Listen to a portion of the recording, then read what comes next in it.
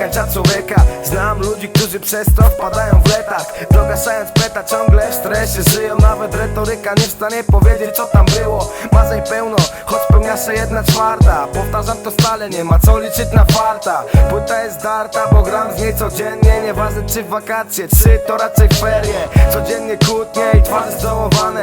Słyszę to co dnia i niechętnie rano wstaję. Muszę znów przelać 1000 słów na kartkę. Nagram, posłucham i wyjdę na klatkę.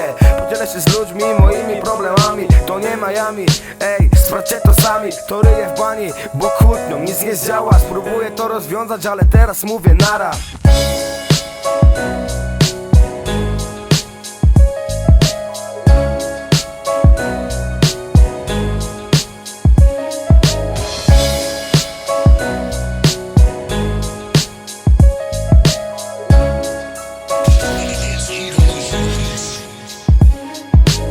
Słyszę ten beat i wbijam w niego szybko. Chcę odnieść świat, chwytam za stery szybko. Bawię się słowem, mam gdzieś konsekwencje. Jak za tamtych lat nowa Amiga 600. Naciskam reset, wracam do świata ludzi, gdzie żeby coś osiągnąć trzeba sobie zasłużyć. Murów nie burzyć, jak za czasów RFN-u.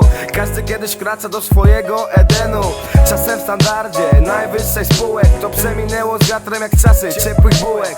Teraz na spółę bierzemy nawet auto, żeby podrobić sprzedać, żeby było warto. I dziką kartą zastępujemy szczęście. Na głośnikach odku każde jego walnięcie. To jest zaklęcie dla mnie i dla ziomów. Próbuję robić przełom i dojść do tego poziomu.